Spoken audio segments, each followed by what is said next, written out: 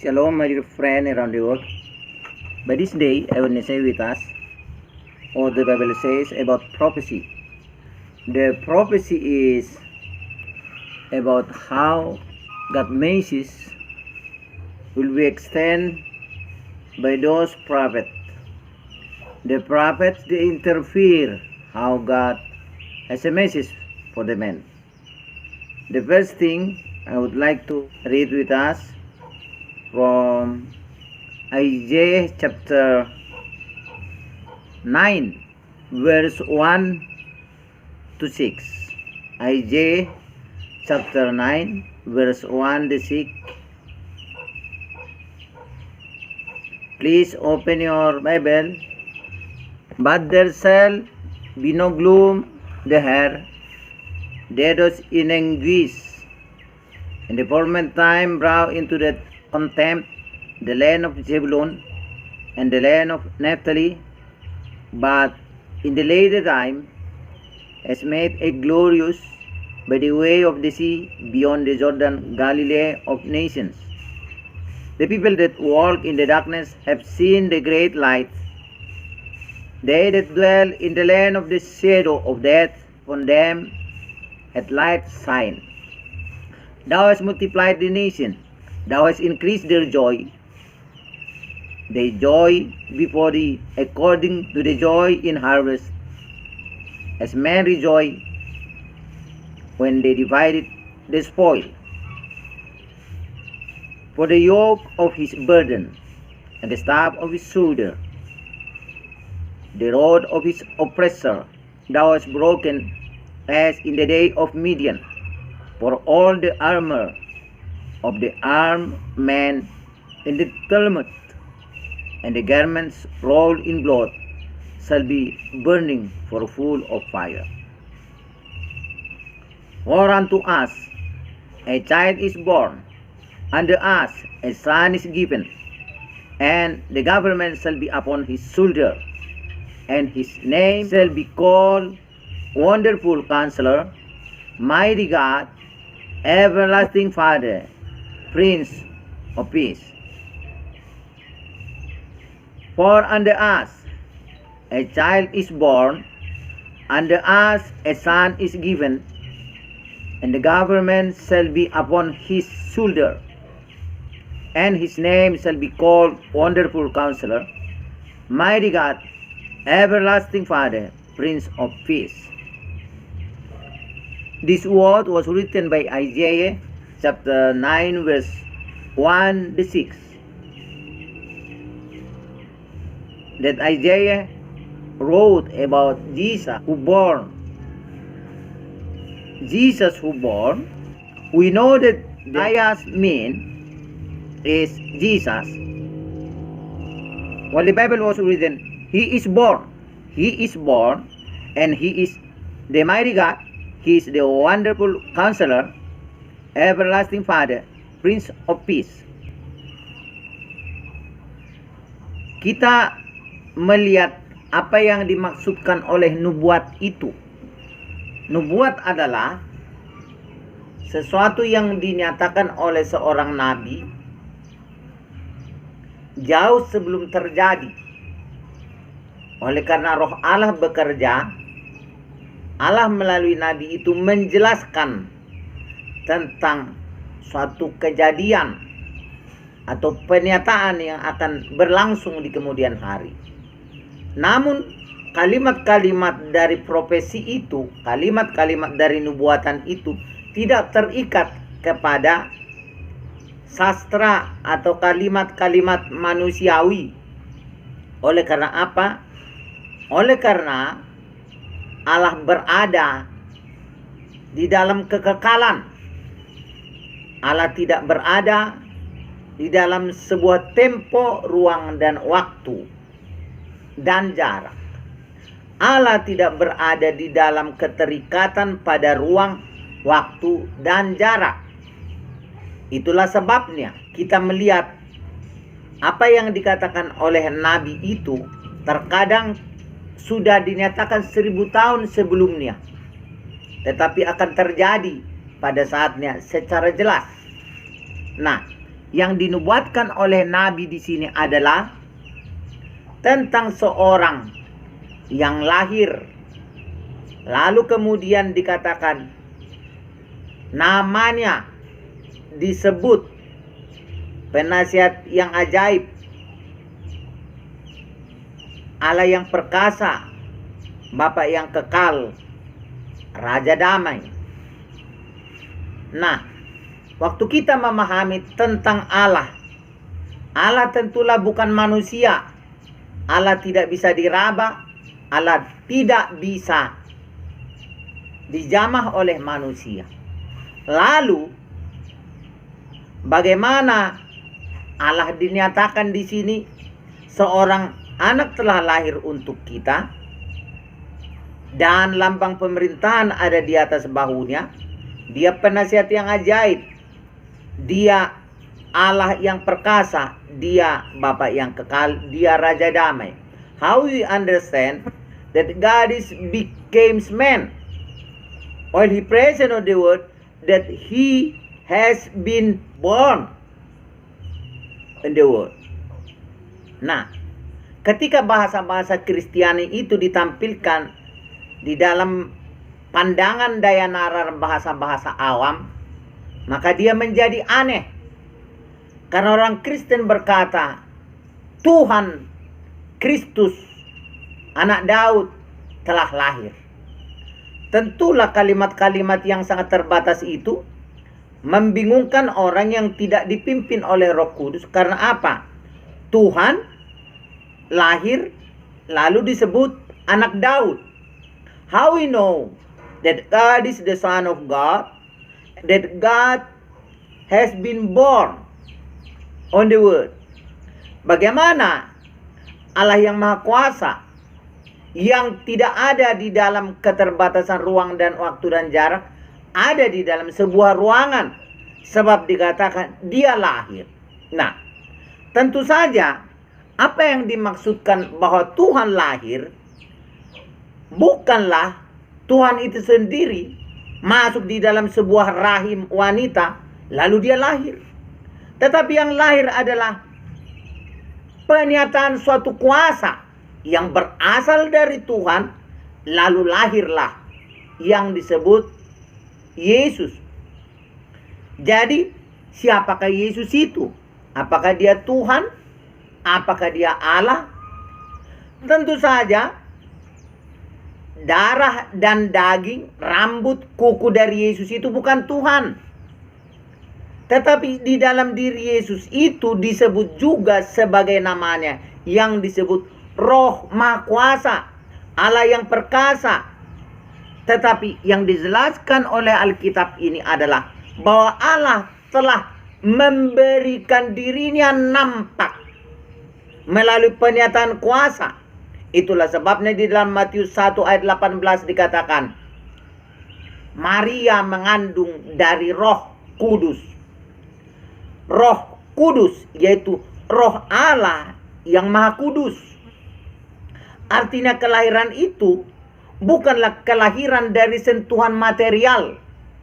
Bukan terjadi adanya sebuah indung telur bertemu dengan sel darah dari luar dirinya. Tetapi pernyataan kuasa itulah yang disebut lahir. The message of the Lord God Almighty has come through Jesus, that make us be understand how Jesus is said as the Son of God, as the Son of David, as the Lord, as the God Almighty, and a Prince of Peace, Wonderful Counselor, Mighty God, Everlasting Father. Nah, seseorang bertanya kepada saya, di sini telah ditulis, telah lahir seorang Raja damai, Allah yang perkasa, penasihat yang ajaib. Lalu seorang Unitarian berkata kepada saya, karena di sini telah tertulis, telah lahir. Itu artinya yang dimaksudkan yang lahir itu bukanlah Yesus. Karena apa? Karena Yesus dan Maria belum ada pada saat kitab Yesaya itu ditulis.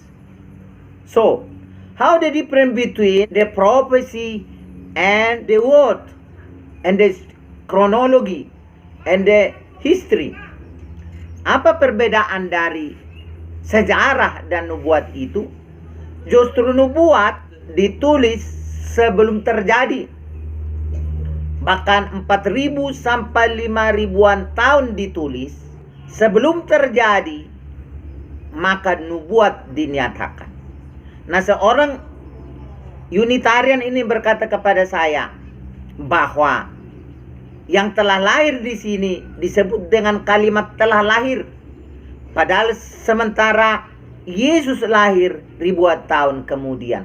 Justru disitulah kelirunya Anda. Karena Anda berpikir nubuat itu sama dengan sejarah, di mana sejarah ditulis setelah terjadinya sebuah peristiwa yang aktual di dalam masyarakat umum. Itulah sejarah. Tetapi nubuat adalah sesuatu yang ditulis ribuan tahun sebelumnya. The prophecy was written thousands years beforehand. So, what's the meaning of God has been born? What's the meaning that the Son has been born? Nah, ketika dikatakan bahwa seorang anak telah lahir, meskipun kata telah terjadi di sana, dia tidak terikat pada sejarah. Muatan dari kalimat itu bukanlah suatu peristiwa sejarah, melainkan suatu pernyataan. Jadi, apa yang saudara katakan oleh para Unitarian tidaklah benar bahwa Yesaya pasal 9 ayat 1 sampai dengan 6 itu sebagai nubuatan. Khususnya Yesaya pasal 9 ayat 6 itu tidaklah terikat kepada apa yang disebut history. It was not binded. It not depend on the space, on the time, and the distance. What's the meaning of the prophecy is, it was written 1,000 years beforehand.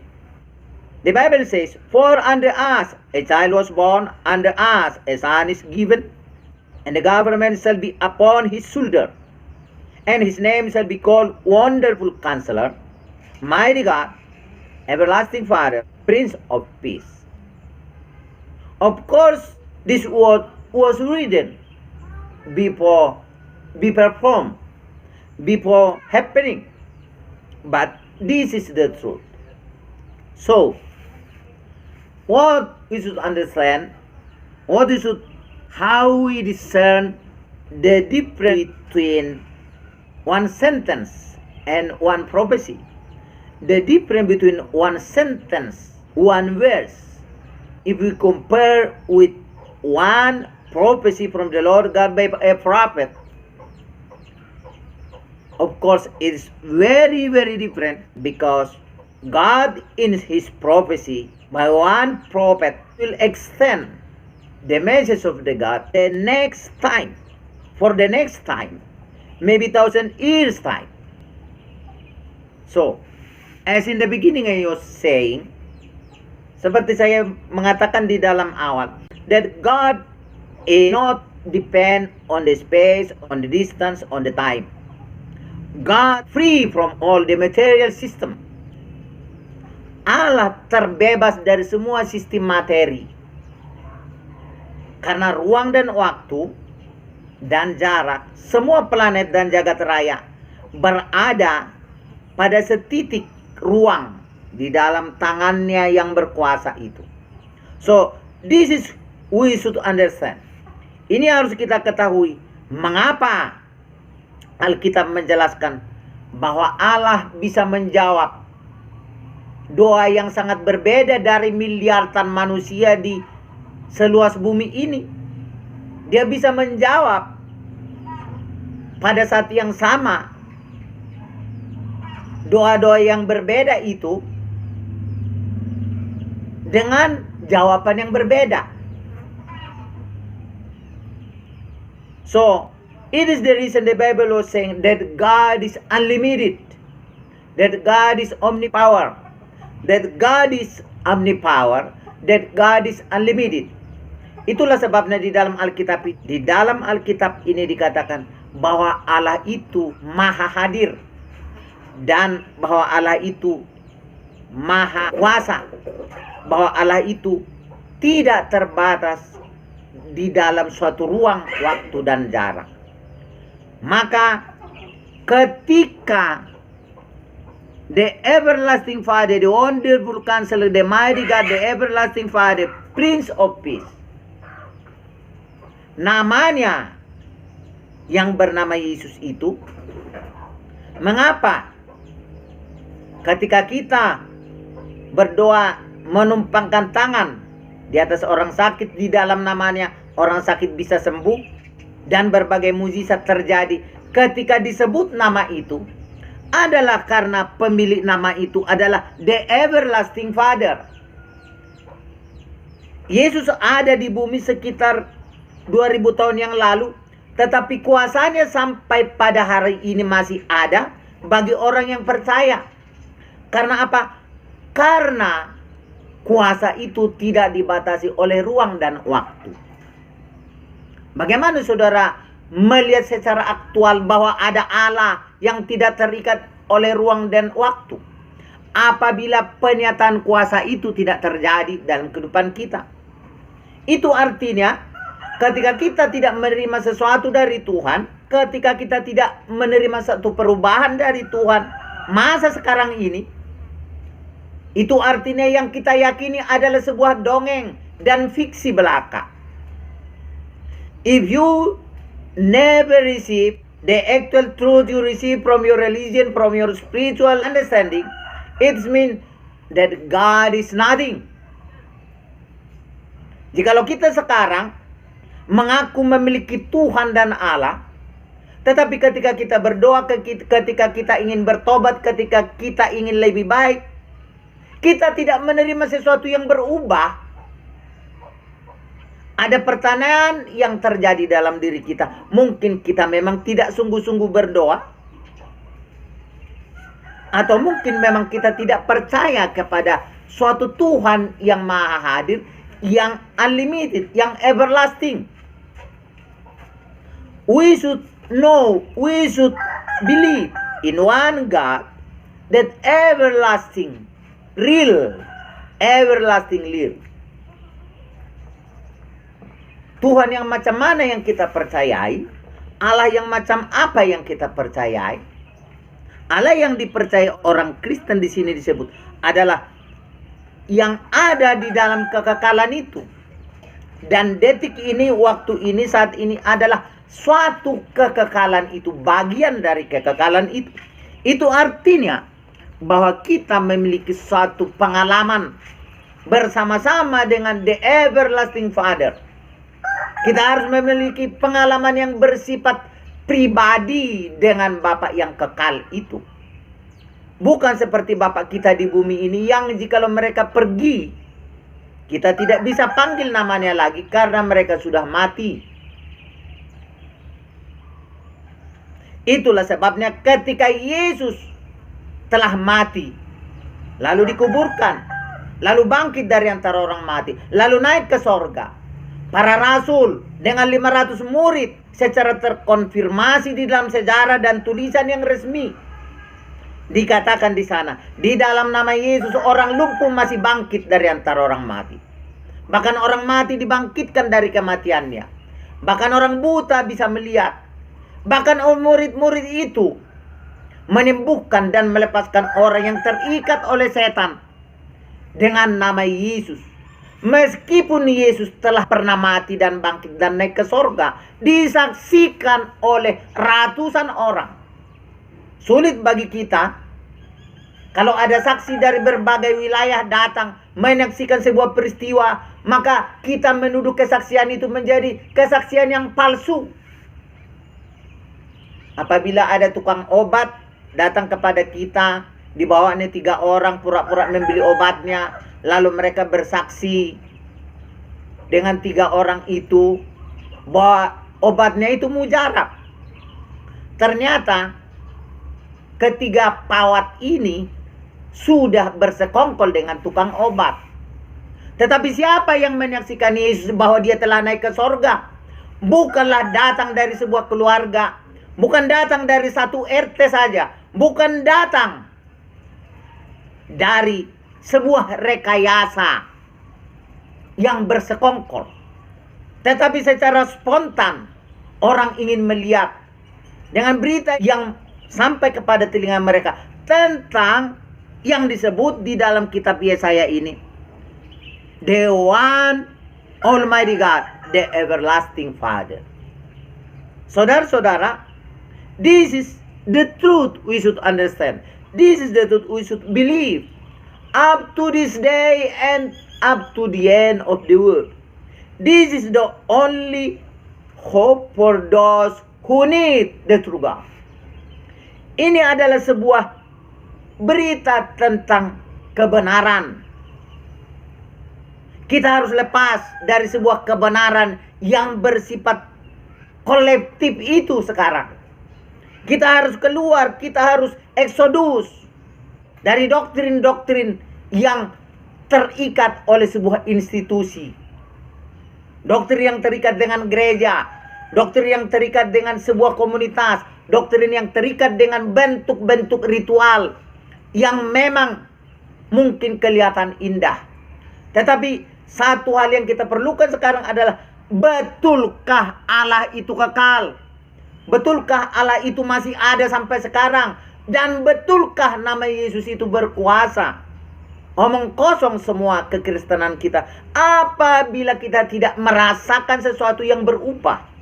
Ketika kita tidak bisa memberkati orang lain, ketika kita tidak bisa membawa damai di mana kita berada, ketika kita menjadi orang selekas itu menjadi panas hanya karena mendengarkan sesuatu berita.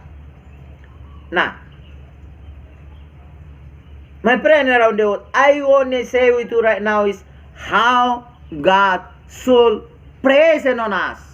How God should we bring with His message under the world. This is the concept we should understand, that we should discern for them, and it make us be better if we compare without our religions. Kita harus benar-benar jelas berbeda antara kita memiliki keyakinan dengan seandainya kita melepaskan keyakinan kita itu. Ada banyak orang memiliki keyakinan, tetapi seandainya keyakinannya itu dia buang, toh tidak terjadi apa-apa. Tetapi mungkin ada orang memiliki keyakinan, tetapi keyakinannya itu ketika dia yakini dia tidak terjadi apa-apa.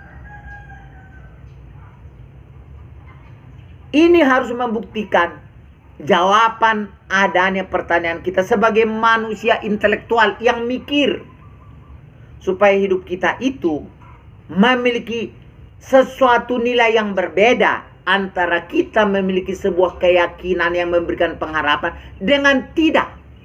This is the concept.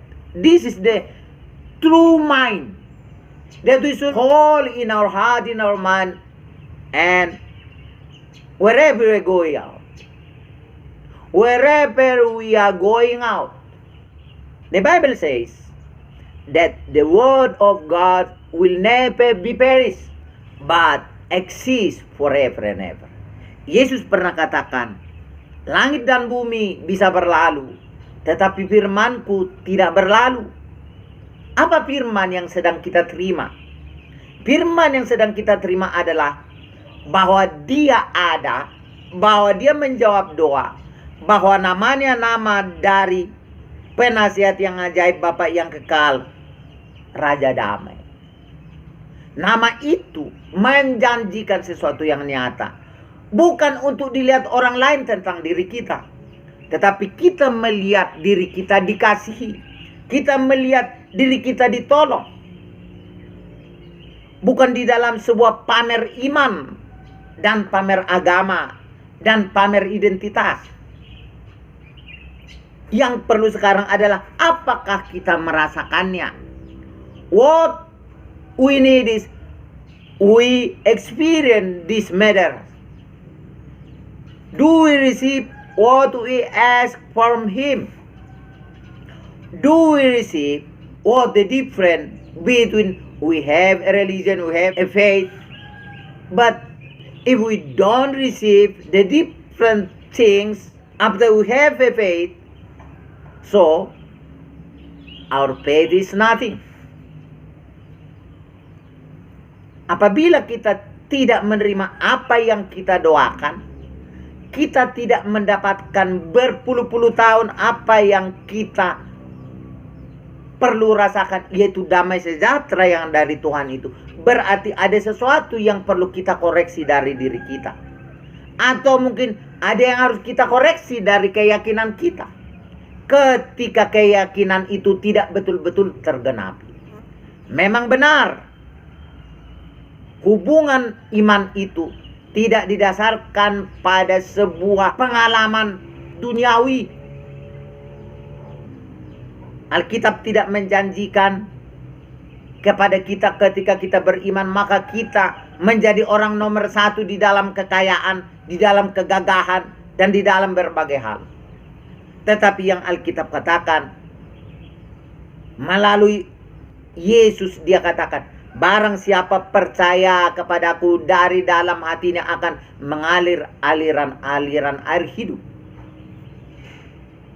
Bahwa tidak henti-hentinya dalam hidup kita itu sebuah pengalaman penyertaan Tuhan yang kita bisa rasakan sendiri. Meskipun kita tidak bisa membuktikannya untuk diyakini orang lain, untuk kita pamer-pamerin, tetapi saatnya akan tiba bahwa orang akan melihat bukti aktual dari iman yang kita miliki. Karena bukti aktual dari agama-agama, termasuk agama Kristen, sudah tidak bisa dipertanggungjawabkan. Karena apa? Karena faktanya orang-orang beragama itulah yang menjadi